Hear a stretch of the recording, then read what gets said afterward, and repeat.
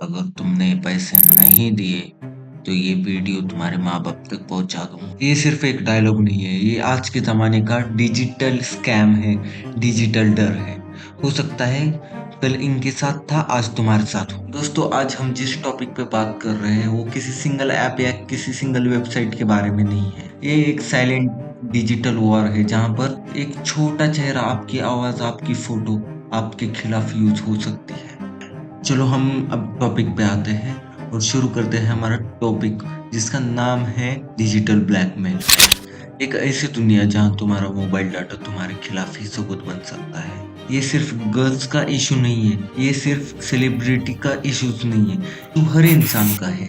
आओ शुरू करते हैं हम एक रियल लाइफ स्टोरी के साथ, एक रियल लाइफ केस के साथ। इस वीडियो की 21 साल की लड़की जिसके इंस्टाग्राम पर 60K फॉलोअर्स, एकदम अच्छी फॉलोइंग, डेली रील्स भी अपलोड किया करती थी। वो एक कोलेब्रेशन के लिए अननोन लिंक पर क्लिक करती है। लिंक जेन्युइन लगता है, पेज ओपन नहीं होता है।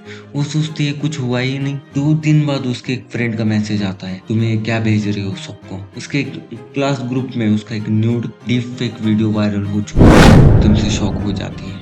वो देखती है कि चेहरा उसका है लेकिन बॉडी किसी और की थी। टूल से उसके नॉर्मल इंस्टाग्राम रील्स को उसका चेहरा एग्जैक्ट किया गया था। उसने कुछ भी नहीं किया था, लेकिन दुनिया तो मानने के लिए तैयार ही नहीं थी।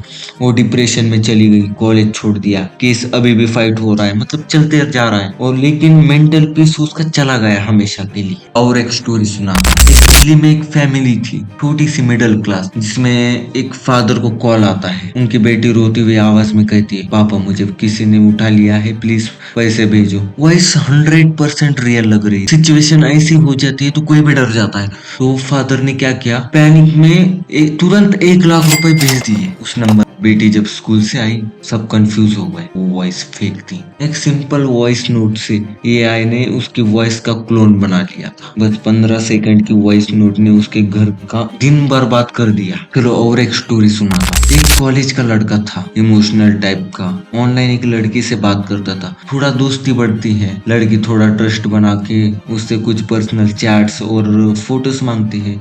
लड़का देता है, सोचता है जेन्युइन है, क्योंकि इतने दिन से उनका बात चल रही होती है। तो एक दिन लड़की का मैसेज आता है, 5000 भेजो वरना स्क्रीनशॉट सबको फॉरवर्ड कर दूंगी। लड़का घुटने पे आ जाता है, इमोशनल हो जाता है। ये सब एक प्लान स्कैम था। वो लड़की वड़की कुछ भी नहीं था, ये एक प्लान स्कैम था। और उसके पीछे कोई लड़की नहीं बल्कि एक पूरी गैंग मिलके काम। वो लड़का अब भी डर के साए में जी रहा है, क्योंकि वो किसी को बता भी नहीं सकता, ना तो उसके अंदर इतनी हिम्मत है कि वो पुलिस को जाके बता सके या केस कर सके। How it happens.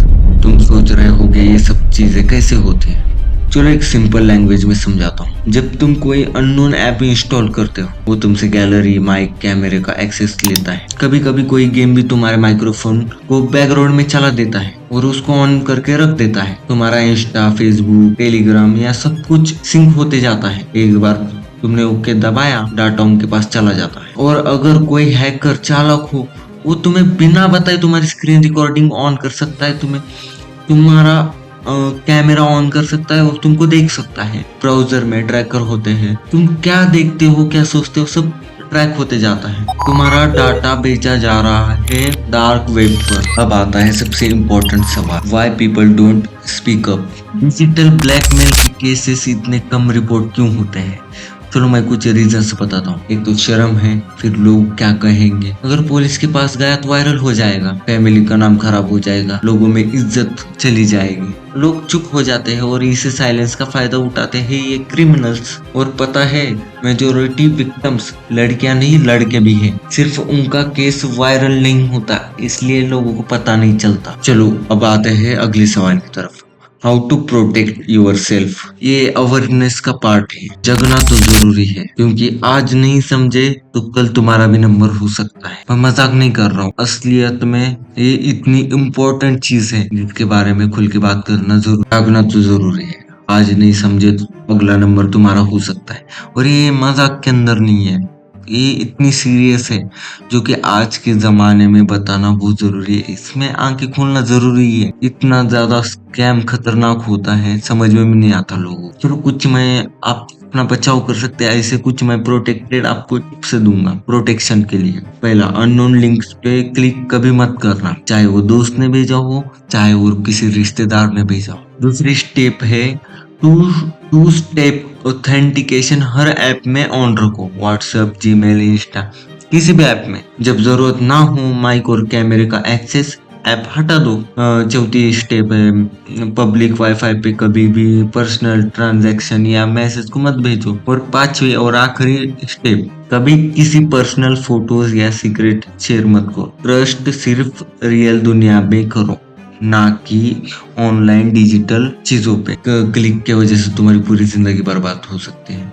तुम सोच रहे होगे कि मेरे साथ तो नहीं होगा, मगर जिसके साथ होने वाला है ना, उसके वो भी सोचता होगा कि मेरे साथ नहीं होगा, ये चीजें मेरे साथ नहीं होंगी। तुम्हारे फोन में तुम्हारा कैमरा है, माइक है, फोटोज है, तुम अन हो इन चीजों। और अगर तुम आज इस वीडियो को सिर्फ देखकर इग्नोर कर गए, तो कल हो सकता है कि तुम्हारे फोन का लाइट ऑन हो फिर, और पीछे कोई तुमको रिकॉर्ड कर रहा हो। ये चीजें ना हो इसलिए बता रहा हूं, मैं तुमको डरा नहीं रहा। मैं फैजान हूँ, मैं कोई साइबर एक्सपर्ट नहीं हूँ, मैं एक नॉर्मल बंदा हूँ जो सिर्फ एक कहना चाहता हूँ, अपनी सेफ्टी किसी और पे मत छोड़ो। तुम्हारा डाटा तुम्हारी जिम्मेदारी है, तुम्हारा मोबाइल एक नया दुनिया है, लेकिन एक गलत क्लिक, एक गलत ट्रस्ट और तुम वायरल हो जाओगे बिना रीजन के, किसी ना किसी चीज में फंस जाओगे, तुम्हारे पैसे चले जाएंगे, और कुछ भी हो सकता है।